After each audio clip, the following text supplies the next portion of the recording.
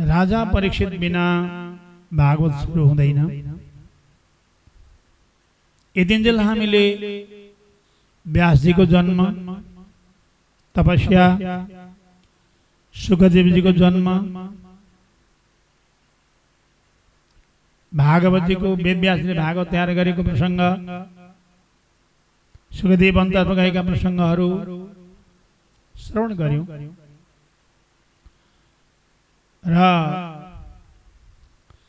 यहाँ सौनको प्रश्न के पनि थियो भने त्यस्तो निवृत्त धर्ममा लागेको सुत पौराण सुखदेवजी कसरी गाउँमा आउनुभयो, के प्रेरणा भयो उहाँलाई, राजा परीक्षितको प्रसङ्ग कस्तो रह्यो आदि आदि प्रश्नलाई लिएर यहाँ सुत पौराणिक मनले भन्नुभयो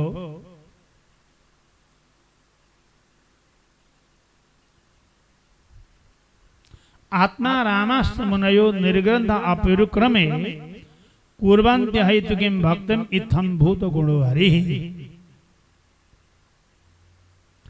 निवृत्ति धर्ममा लागेका सन्त महात्मा सन्यासीहरू पनि निष्काम भक्ति त जसले पनि गर्छन् नि, किनभने भगवानका गुणै यस्ता छन्, भक्तलाई भगवानका गुणले खिच्दछन्। र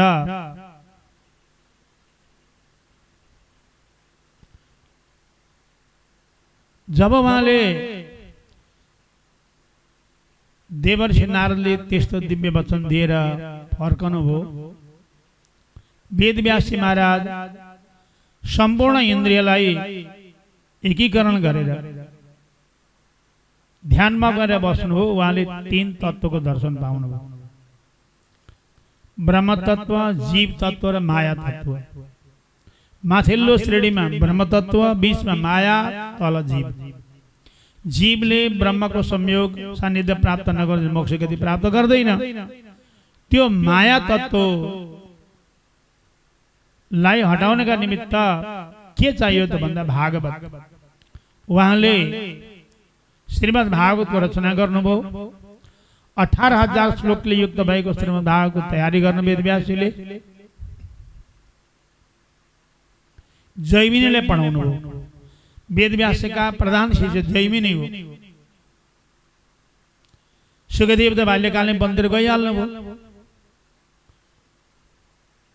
अनि उहाँले जहाँ तपस्या गर्दैछन् सुखदेवजी त्यहाँ गएर श्लोकहरू भागवत सुनाउने गर्नु है भन्नुभयो वेदव्यासले। किनभने मातापितालाई आफ्नो सम्पत्ति सन्तानलाई दिन इच्छा हुँदो रहेछ। यो भागवत रूपी ज्ञान सुखदेवलाई गर्न पाएदेखि राम्रो प्रचार गर्ने थियो। किनभने विषयमा जति वैरागी भयो त्यति नै भागवत खुल्लो छ। सुखदेव बराबर त वैरागी कोही हुँदैनन्। उसलाई पढाउन पाए हुन्थ्यो। बाल्यकालमै वनमा गइगयो, कसरी ल्याउनु भन्ने चिन्तामा हुनुहुन्थ्यो वेदव्यासले। जैमिनीलाई पढाउनु भयो। अनि गएर सुखदेवको अगाडि श्लोक पढ्ने गर्नु। यो श्लोक सुनेपछि लोभिएर पढ्न आउँछ कि भनेर उहाँले जैमिनीलाई भन्नुभयो। जैमिनीले गएर एक दिन सुखदेवजीको नजिकै गएर श्लोक पढ्नुभयो। अहो बकीयं स्तनकालकोटं जिघांसया पाययदभ्यसाध्वी लेभे गतिं धातृचितां ततोऽन्यं कं वा दयालुं शरणं व्रजेमा। अहो आश्चर्य! पूतना राक्षसी भगवानको अवतार भएका 6 दिनका दिन आफ्ना स्तनमा जहर लगाएर गएकी थिए। दिव्य रूप धारण गरेर जब पूतना आएको भगवानले देखि बक्सियो, नेत्र बन्द गरी बक्सियो। पूतनाले भगवानका मुखारबिन्द आफ्नो स्तन राखिदिए। भगवानले स्तनपान गर्नाले प्राणी समेत खिचिदिनु भयो। पूतनाले मोक्ष गति प्राप्त गरिन्। मार्न आउनेलाई त त्यसरी मोक्ष प्रदान गर्नुहुन्छ भने प्रेमले भजन गर्ने, भक्ति गर्ने, साधना गर्ने व्यक्तिलाई कसरी कृपा गर्नुहुन्न र? उहाँभन्दा दयालु को होला अर्को र कसका शरणमा जाउँ भनेर महाराज यो श्लोकको अर्थ सुनेपछि सुखदेवजीले भने ओहो त्यस्तो दयालु कहाँ छ होला त, कहाँ बस्छ त भन्दा भन्दै त अर्को श्लोक भन्नुभयो। बरहापीडं नटवर भवो कर्णयो कर्णिकारं विवृधवास कनक कविशम वैजयंतीं च माला रंध्रान वेणोरधर सुधया पूरयन् गोपवृन्दै वृन्दारण्यं स्वपदरमणं प्राविशद गीतकीर्ति। भगवान को सुंदर श्रृंगार को वर्णन से यहाँ भगवानले मयूरको प्वाको मुकुट शिरमा बायाँपट्टि ढल्का लगाई बक्सेको छ। नृत्य गर्नमा भगवानले मयूरको प्वाको मुकुटै किन लाउनुहुन्छ भन्दा कुनै पनि पक्षीको प्वाख बडा निन्दनीय हुन्छ, परन्तु मयूरको प्वाख चाहिँ भगवान लगाउनुहुन्छ शिरमा। के सुन्दर भएर लगाउनु भएको होइन, सुन्दर त अरू पक्षीका पनि हुन्छन् प्वाखहरू। मयूरको विशेषता के हुन्छ भने मयूरले कहिल्यै पनि विषय भोग्दैन। सन्तान कसरी बढ्छन् त मयूरका भन्दा जब असार साउनमा मेघको घटा आकाशमा आउँछ, बादल गडङ गरेर वर्षा गरेर तयार हुन्छ, त्यतिखेर भाले मयूर फररर पंख बिजाएर नाच्दछ। अनि मयूरीहरू आएर वरिपरि घुम्छन्। नृत्य गर्दा गर्दा गर्दा प्रेमले, त्यो बादलका प्रेमले मयूरका आँखाबाट टपलक्का आँसुको थोपा झर्छ। दौडेर आएर मयूरीहरूले त्यही आँसु खान्छन् चुचाले थोपो र गर्भवती भएर डिम्बा पार्छन् र मयूरको सन्तान बढ्छ। त्यसरी आवाल सदा सर्वदा ब्रह्मचारी रहने हुनाले, अति पवित्र हुनाले भगवानले शिरको मुकुट बनाएर धारण गरी बक्सिन्छ। मयूरको पाको मुकुट नृत्य गरेर ठिक्क परे जस्तो दिव्य स्वरूप छ। कानमा कनेरको पुष्प छ भगवानको, गलामा वैजयन्ती माला छ, भगवानका गलामा वैजयन्ती माला छ र तल्लो ओठमा बाँसुरी राखी बक्सेको छ। अमला चालन गर्दै गर्दै ग्वालबालले जय जयकार गर्दै गाई अगाडि लगाएर वृन्दावन प्रवेश गर्नुभयो भनेर जब उहाँले सुन्नुभयो सुखदेवले वृन्दावन प्रवेश गर्नुहुन्छ भने जुरुक्क उठेर आउनुभयो र जयमिनीसँग भन्नुभयो, ओहो यस्तो यो कहाँ पढ्नु भएको भन्दा गुरुदेवसँग। को गुरुदेव? वेदव्यास। उहाँ त मेरा पिताजी हो, अरू पनि छन् भन्दा हजारौं श्लोक छन्, त्यसो भए म पनि जान्छु भनेर आएर उहाँले वेदव्याससँग पुरै भागवत पढ्नुभयो सुखदेवले। 18,000 श्लोक। अघि शिवजीबाट सुगागुरुले सुन्नु त भएको थियो, तर विद्यार्थीलाई संस्कृत अन्तेवासी भनिन्छ। अंग्रेजीले पढ्नेले चाहिँ क्लास फ्रेन्ड भन्छन्, अथवा क्लासको गुरु टिचर भन्छन्, सर पनि भन्छन्। पढ्नलाई सर भन्छन् त। किन सर भनेको? विद्यार्थी सर्दैनन्, टिचरले सर्नुपर्छ। एउटा कोठा पढायो अनि अर्का कोठा सरो, अनि अर्का कोठा पढायो अनि अर्का कोठा सरो, खुरखुर सर्दै सर्दै पढाउनेले सर सर भनेका। त्यसले पढाउनलाई सर भन्दा भन्दै अचल त अफिसमा गएर जसलाई पनि सरै भन्छ होइन। अनि संस्कृत पढाउनलाई सर्दै सर्दैन त। हामीले के गर्थ्यौँ पढ्दा भने, गुरु यसरी जसरी म बस्यो त्यसरी गद्दा लगाएर बस्नुहुन्छ डेस्क राखेर, अनि विद्यार्थी गएर थपक्कन अगाडि बसेर भुइँमा बसेर पढ्नु विद्यार्थीले। हामीले त्यसरी पढेका। अनि पढो पढो पढो अनि अर्का कोठामा गयो, अर्को गुरु बस्नु भएको छ, गुरु पनि गयो त्यहाँ बस्यो, पढो पढो पढो, पहिले गएर व्याकरण पढो, अनि साहित्य पढो, अनि अर्को थोक पढो। त्यसरी विद्यार्थी पनि हामीलाई गुरुलाई सर सर भन्दै थियो, किन गुरु सर्दै सर हुनुहुन्थ्यो, हामी आफै घुम्थ्यौँ। स्कुल पढाउँदा आफै सरेको सरी गर्ने सर भनेका गुरु। गुरु भनेको गु शब्दस्त अन्धकार स्यात्, रु शब्दस्त निरोधक अन्धकार निरोधित्यात् गुरुरित्य विधीयते। गु शब्द अन्धकारवाचक हो, रु ज्ञानवाचक हो, अज्ञानबाट ज्ञानतर्फ डोर्याउने हुनाले गुरु भनिएको हो।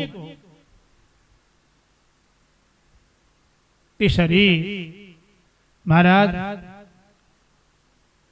भगवानका ओठमा बंसी बाँसुरी जय जयकार गर्ने वृन्दावन प्रवेश गर्नु भने सुनेर वेदव्याससँग आउनुभयो।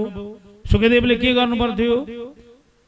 शिवजीलाई प्रसन्न गराएर उहाँका अगाडि बसेर सुन्नु पर्थ्यो, गुरुमुखी भएर। लुकेर सुगाको रूपले सुनेको हुनाले त्यो विद्याले काम गरेन, अन्त्यवासी हुनु भएन, उहाँ चोरेर पढेको भयो। जसरी एकलव्यले द्रोणाचार्यको सान्मुखहरू नपढ्दाखेरि उहाँले गुरुदक्षिणा माग्नुभयो, दाहिने हातको बुढी अम्लो कामै दिएन। धनु हान्नेको बुढी अम्लो छैन भने के काम दिन्छ र बाण चलाउनेको। त्यस्तै भयो। यस्तै भयो यहाँ सुखदेवको लागेर अर्कोपल्ट आएर उहाँले वेदव्याससँग 18 लोकलिखित पढ्नुभयो अनि वनमै फेरि जानुभयो।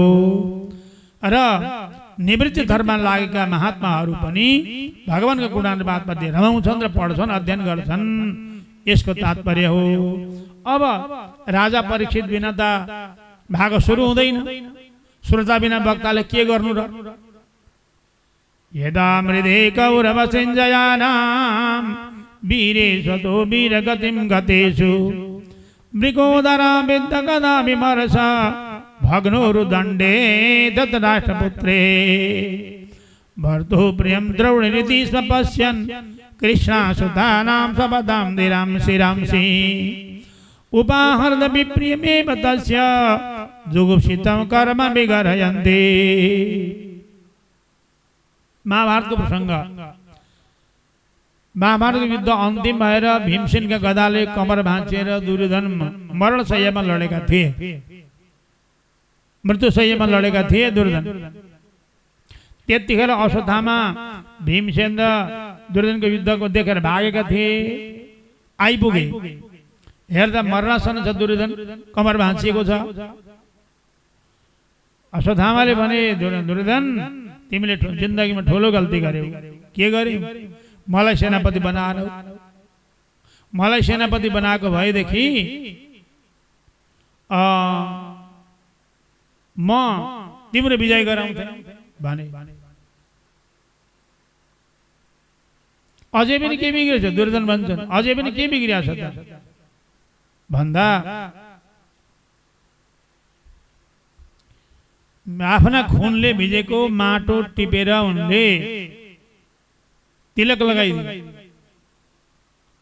उनले तिलक लगाइदिएर ल सेनापति भयो, के सक्छौ गर भने। दिउँसो त किन जान सक्छन् बिचरा, राति गए। पाण्डवका टाउका काटेर ल्याउँछु भनेर। त्यही दिन बेलुका भगवान कृष्णले पाण्डवलाई भनिबक्स्यो आज यो शिविरमा सुत, आज नसुत यहाँ। भगवानले भनेपछि पाण्डवहरू किन भन्दैनथे? उनीहरूको मूल मन्त्रै थियो यो जित्ने। किन भन्दैन थिए? के गरौँ भने मेरा पछि हिँड भने। द्रौपदी र 5 पाण्डव जराजुर ओछ्यान उठाइहाले, हिँडी गए, शिविरमा सुतेन। द्रौपदीका 5 पुत्र थिए। उनीहरू चाहिँ हामी त दिनभरि युद्ध गरेका गलेका सुत्छौँ भने। भगवानले भनिबक्स्यो अब तिमीहरू सधैँका लागि सुत्ने भयो भनिबक्स्यो। द्रौपदीले सहित पाण्डवलाई लिएर भगवान गइबक्स्यो। अश्वत्थामा आए, 5 वटा सुतेका रहेछन्। हुन 5 पुत्र 5 पाण्डव भन्ठाने तरबारले एक एक छप्कामा शिर छेदन गरेर बोरामा हालेर लिएर गए। 5 भाइका टाउका लगे। दुर्योधनको अगाडि खन्याइदिए। दुर्योधनले पनि शत्रुमा पाण्डवका शिर भेटे भनेर हर्षले व्यक्त भएर च्याप्पास मात्र कराप्पै फुटाउनु पर्यो भन्दा त सजिलै फुटे। होइन, यी त पाण्डवका शिर त यति कमजोर त हुँदैन थिए। होइन नि पाण्डवका शिर त निहालेर हेर्दा त द्रौपदी पुत्रका शिर रहेछन्। धिक्कार गुरुपुत्र तिमीलाई भने अश्वत्थामालाई। जुगुप्सितं कर्म विगर्हयन्ति। निन्दनीय कर्मलाई जसले पनि निन्दा गर्छ। महाराज, हाम्रा वंशमा बत्ती बाल्ने व्यक्ति पनि छोडिदेऊ न तिमीले, धिक्कार तिमीलाई भने। दुर्योधन हुरुक्क प्राण गए। दुर्योधन प्राण गए। उनलाई वरदान थियो, हर्ष र शोक एकैपल्ट प्राप्त भएपछि तिम्रो मृत्यु हुन्छ भन्ने वरदान थियो।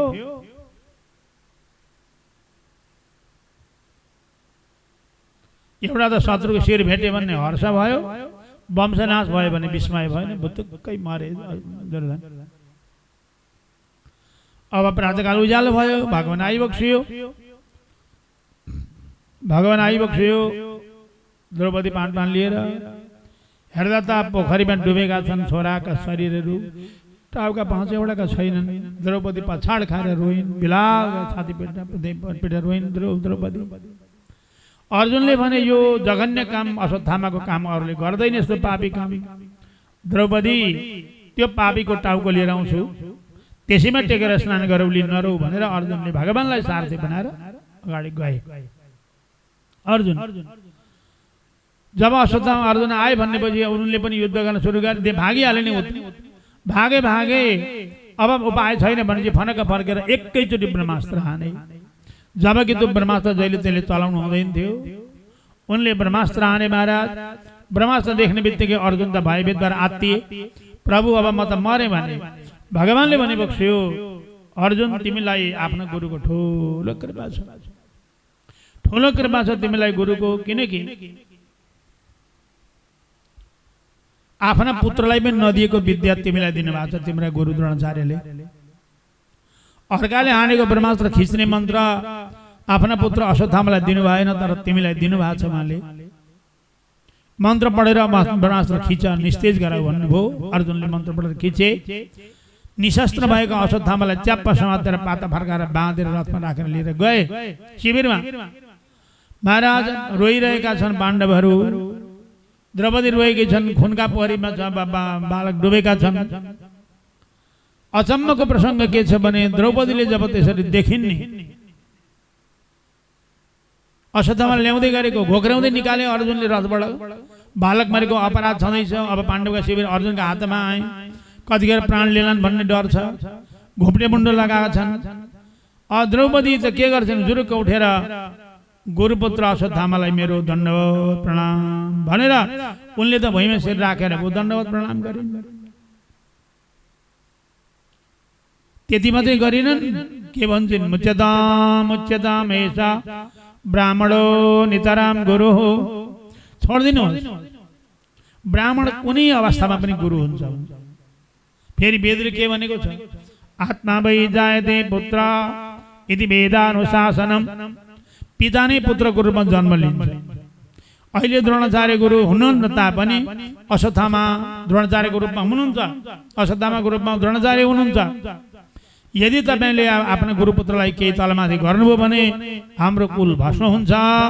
त्यस कारणले वृजिनम नारहति प्राप्तम पूज्यम वन्द्यम अभिष्णसः। गुरुकुललाई दुःख दिन हुँदैन, दुःखी हुँदैन। गुरुकुल हर समय पूज्य हुन्छन्। जसरी पुत्र शोकले म रोएकी छु, त्यो पुत्र शोकले कृपी नरोउन्, अश्वत्थामाकी आमा नरोउन्। यदि तपाईँले तलमाथि गर्नु भने हाम्रो कुल भस्म हुन्छ भन्ने बित्तिकै युधिष्ठिरले भन्नुभयो, ठिक भने द्रौपदीले छोडिदिनु पर्छ भन्नुभयो। नकुल सहदेवले पनि द्रौपदी भनेको ठिकै हो भने सबैले स्वीकार गरे। भीमसेनका मुखमा हेऱ्यो अर्जुनले। भीमसेनले भने लातको भूत बातले मान्दैन, यसलाई मार्नुपर्छ, यसलाई मार्नुपर्छ। भीमसेनले भने मत्तम प्रमत्तम उन्मत्तम सुप्तम बालम त्रियम जडम विपन्नम विरतम भीतम नरिवम हन्ति धर्मविद। धर्म जान्ने व्यक्तिले पागललाई, डिप्रेसनमा आएकालाई, निधाएकालाई, बालकलाई, स्त्रीलाई, बहुलाहकालाई,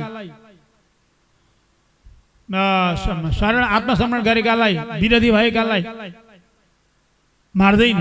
यसले सुतेकालाई मारेले मार्नुपर्छ भने भीमसेनले। अब युधिष्ठिर नमारु भन्छन्, द्रौपदी नमारु भन्छन्, भीमसेन मार्नुपर्छ, यसलाई मार्नै पर्छ। अर्जुन त दुविधामा पऱ्यो नि। भगवानको मुखमा हेरे। भगवानले भनेको छु, मेरा मुखमा के हेर्छौ? मैले त वेदमा के भनेको छु भने ब्रह्मबन्धु र नहन्तव्य आतताई बधारे। कुनै अवस्थामा पनि ब्राह्मणका प्राण लिनु हुँदैन। हतियार बोक्ने बाहुनलाई मार्दा पाप लाग्दैन भनेपछि अर्जुनले कुरा बुझे। भगवानको वाक्य बुझ्ने संसार एउटै मान्छे थियो अरे अर्जुन। नभए त उहाँले गीता अरूलाई पनि पढाउनु हुन्थ्यो नि। युधिष्ठिर भीमसेन पढाउनु भएन। उहाँले अर्जुनलाई छानेर महाभारतको युद्धको बिचमा लिएर पढाउनु भयो गीता। त्यसैले उनले बुझे। उनले के गरे भने तरबार निकाले, साँध लगाए, 4 पाटा मोडेर एकातिर जोगा काटे, एकातिर जाई काटे, पाता फर्काएर घोक्राएर अनि निज ब्राह्मण भएर घोक्राइदिए, पर मुन्ट्याइदिए। यहाँ उनको जन्मकालको मुनि थियो एउटा, जस्तै कोठी हुन्छ नि मान्छेको त्यस्तै मणि त्यो टल टल टल त्यो चाहिँ छालासहित तासेर निकालिदिए। उनको सिद्धि नै त्यही थियो। तर खुनको धारा बग्यो। महाराज याभन्दा ठुलो मृत्यु ठुलो हुँदैन अरे। अर्जुनले मारेको भए उनको बेइज्जती हुँदैन थियो। यसरी उनको दुर्दशा भयो महाराज। मान्छेहरू के भन्छन् भने अघि अघि मैले केटाकेटीमा पहाडमा देखेको सुनेको, आमाहरू काठको गोलुमा तेल पेल्नुहुन्थ्यो एउटा काठले च्यापेर ढुङ्गा राखेर। अनि भरे भरे त्यो तेल घर ल्याउने बेलामा अलिअलि चिल्लो छोड्नुपर्छ है तेलधारीमा भन्थे। किन भनेको अश्वत्थामा आउँछन् तेल लाउन भन्थे। त्यो घाउ निको भएकै छैन अहिले पनि। यो 5000 वर्षभन्दा पहिलेको चर्चा हो। अलिअलि अश्वत्थामालाई चाहिन्छ भने छोडिदिन्थे। मैले देखेको बाल्यकाल थाहा पाएको। घाउ त निको भयो होला, कलङ्क रूपी घाउ त छ नि। निदाकालाई मारे भन्ने अपना त छ नि त। त्यसो हुनाले महाराज घोक्र्याएर छोडिदिए। अब ती बालकको दाह संस्कार गरे बिचराहरूले। महाभारत युद्ध सकिया थियो। सकिएपछि अब गङ्गाजीमा नुहाए, दाह संस्कार गरे, नुहाए, क्रिया गर्नु पर्यो तिनीहरूको। अब नआएपछि अञ्जली दिनु पर्यो, 36 दिन दिनुपर्छ। चिता पाखालेपछि अञ्जली दिनुपर्छ। अञ्जली दिँदै दिँदै दिँदै लाँदा कुन्तीले टपक टपक आँसु खसाइन्। पाण्डुकी आमाले पाण्डवकी आमाले या युधिष्ठिर ह माताजी कर्णलाई पनि 36 अञ्जली पानी दिए बाबु। किन दिनु त्यो जातको नै भाइको, आमापट्टिको नै बाबुपट्टिको थियो। बरु दुर्योधनलाई दिए भन्नुहोस् न, दुर्योधनलाई दिइहाल्छ नि, बडाको छोरो भनेको त होइन होइन, त्यो त तिम्रो जेठो दाजु पो हो। कसरी जेठो दाजु भन्दा त तिम्रा पितासँग मेरो विवाह हुनुभन्दा पहिले कुन्ती भोज राजालाई मेरा पिताले धर्मपुत्रीको रूपमा दिनुभएको थियो। दुर्वासा ऋषि आउनुभयो, मैले राम्रो सेवा गरेँ। हिँड्ने बेलामा म एउटा मन्त्र दिन्छु तिमीलाई भन्नुभयो र देवाकर्षणी मन्त्र दिनुभयो। गुरु गएपछि मैले मन्त्र कतिको लाग्यो हुँदो रहेछ भनेर सूर्यतिर हेरेर त्यो मन्त्र पढेँ। सूर्यतिर हेरेर मन्त्र पढ्ने बित्तिकै त महाराज सूर्यनारायण टप्लक्क दिव्य रूपले आउनुभयो। किन मलाई आह्वान गर्यो? सन्तान प्राप्तिको लागि यो मन्त्र हो, सन्तान दिएर जान्छु भन्नुभयो। क्षमा माग्दा मान्नु भएन, गर्भाधान गरेर जानुभयो। तत्काल बालक जन्मियो। कानमा कुण्डल भएकै बालक जन्मियो। छातीमा कवच बाँधेकै पुत्र जन्मियो। निधार सूर्यको चिन्ह भएको। कान विशिष्ट हुनाले कर्ण नाम रह्यो। मैले बाकसमालाई बगाइरहेथेँ। अधिरथले भेटेछन् र उनकी पत्नी राधाले पाल गए राधे नाम रह्यो। सुत जातिकाले भेटेकोले सुतको पुत्र भन्ने कम रह्यो नाम रह्यो। तर हो मेरो पुत्र भन्दा युधिष्ठिरले कर्णलाई अञ्जली दिनुभन्दा पहिले आमाहरूलाई श्राप गर्नुभयो। सम्पूर्ण आमाहरूलाई श्राप लागेको छ। कुनै पनि स्त्री जातिका पेटमा गोपनीय कुरा नअडियोस् भनेर श्राप दिनुभयो। सबै आमाहरूका मनमा गोप्य कुरा हटिँदैनन्। त्यसो हुँदा काम नबनुन्जेल आमाहरूलाई कुरा सुनाउन हुँदैन अरे। भइसकेपछि मात्रै यसो भयो भनेर नभए त पर्त्र गर छिमेकीलाई मरि यसो अरे कुरा अर्कीले गरे ए मरि तिमीलाई मात्रै भनेको, अर्कीले तिमीलाई मात्रै भनेको, एक कान दुई कान मैदान हुन्छ। त्यसो हुनाले सुनाइँदैन। महाराज अञ्जली दिनुभयो। अब आइयो दरबारमा, क्रियाकर्म सकियो। भगवान श्रीहरि द्वारका जाने फिर्ते हुने बेला भयो। शत्रु समाप्त गरेर आइबक्स्या त्यो भइगयो भन्दा कुन्तीले हात जोडेर भनिन् नमस्ते पुरुषं त्वाद्यं ईश्वरं प्रकृतेः परम् अलक्ष्यं सर्वभूतानां अन्तर्बहिरवस्थितं। हे प्रकृति भन्दा परमा रहेका हे ईश्वर, हे कृष्ण, सम्पूर्ण प्राणीले हजुरको दर्शन प्राप्त गर्न सक्दैन। योग मायाले अब आवृत भइबक्सिन्छ। त्यसो हुनाले यथा ऋषिकेश खलेन देवकी कंसेन रुद्धा तेजिनं सुतार्पिता विमोचितां जसात्मजा विभो त्वयैव नाथेन मोद विमोर विपद घड़ा। जसरी हे ऋषिकेश, हे कृष्ण, माता देवकीलाई कंसले जेलमा हालेर उनका पुत्र मराइदियो, 6 पुत्र मराइदियो। माता पिताको रक्षा गरिबक्स्यो, उनको पुत्र त मरे, तर मेरा त छोरा पनि बाँचे, म पनि बाँचे, मेरा छोरा पनि बाँचे, म पनि बाँचे। आफ्नै आमालाई भन्दा पनि बढ्ता मलाई कृपा गरिबक्सियो। फेरि दुर्वासा वनमा आएर उत्रो आतंक बचाउन लाग्नु भएको थियो। भगवान कृष्ण आएर तपाईँ आएर बचाइबक्सियो। महाभारतको युद्धमा पाइला पाइलामा कता कता दुष्ट सङ्कट आए, यहाँले बचाउनु भयो। एउटा कुरा मलाई अचम्म लागेको छ, सोधिहालौँ है भन्नुभयो कुन्तीले। के सोध्नुहुन्छ भन्दा त गोप्या ददे द्वै कृता गसिदामतावद याते दशासु समिलाञ्जनमा याते दशासु कलिलाञ्जन सम्भ्रमाक्षम् भक्तनिनीय भय भावनया स्थितस्य सामां विमोहेति भीरपि यद् बिभेति। यशोदा माताको हण्डी फुटाइदिनु भयो रे यहाँले, दहीको हण्डी। अनि दाम्रो लिएर दाम्राले बाँधेर यहाँलाई ओखलमा बाँध्न लाग्दैन, टप्पै टप्प आँसु झरेका थियो डरले। तपाईँको डर पनि तपाईँले डराउँछ, तपाईँ को देखे डराएर रुनु भएको भन्दा भगवानले भनिबक्स्यो, यसैले वात्सल्यमय प्रेम गर्ने भक्तदेखि बिछोड होला कि भनेर म चिन्ताले रोएको हो, डरले होइन भन्नुभयो। अनि कुन्ती माता के भन्नुहुन्छ भने मलाई एउटा वरदान दिएर जानुहोस् कृष्ण। के वरदान दियो भन्दा त विपद सन्तु न शाश्वत तत्र तत्र जगद्गुरो भवतो दर्शनम यस्यात् अपुनर्भव दर्शनम। मलाई कहिल्यै सुख नहोस्, दुखै मात्रै परिरहोस्, मलाई दुखै मात्रै परिरहोस्। किन भन्दा दुख में सुमिरन सब करे सुख में करे ना कोई, यदि सुख में सुमिरन करे तो दुख काहे को। दुखमा जसले पनि हजुरको चिन्तन गर्छ, सुखमा गर्दैनन्। दुख भइरह्यो भने कृष्ण कृष्ण भन्छु, दर्शन दिनुहुन्छ, त्यही नै मोक्ष हो भन्दा भन्नुभयो। अर्को के भन्नुहुन्छ, माइती धेरै दिन आउनुभयो, लामो बसेर गर्छ कि कसैले लानु पर्यो, म कसैले पनि दिन्छु। के दिनुहुन्छ भन्दा त अथ विश्वेश विश्वात्मा विश्वमूर्ते स्वकेशमे स्नेह पाशमिमं सिन्धि दृढं पाण्डुषु वृष्णिषु।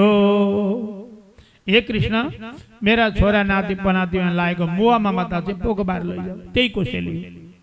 मलाई कसैको मोह ममता नहोस् र मलाई दुःख परोस्।